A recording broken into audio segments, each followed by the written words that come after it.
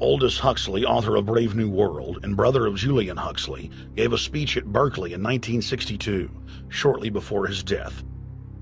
He admitted that his best-selling book, Brave New World, written in 1932, was based not on fiction, but on what the elite were actually planning to implement. And here I would like briefly to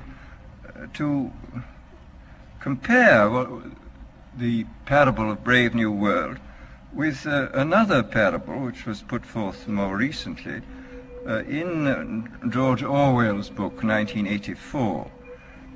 I'm inclined to think that the scientific dictatorships of the future, and I think there are going to be scientific dictatorships in many parts of the world, will be probably a good deal nearer to the Brave New World pattern than to the 1984 pattern. They will be a good deal nearer, not because of any humanitarian qualms in the scientific dictators, but simply because the Brave New World pattern is probably a good deal more efficient than the other.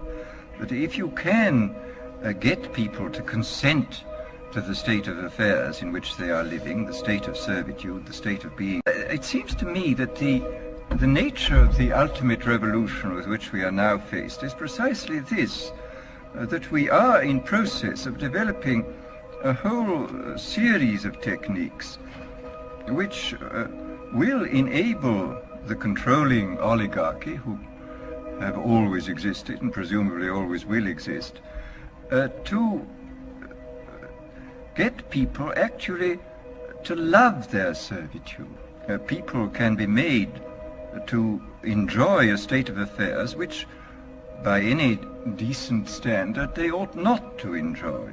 And these methods, I think, are a real refinement on the older methods of terror, because they combine methods of terror with methods of acceptance. But then there are various other methods which one can think of.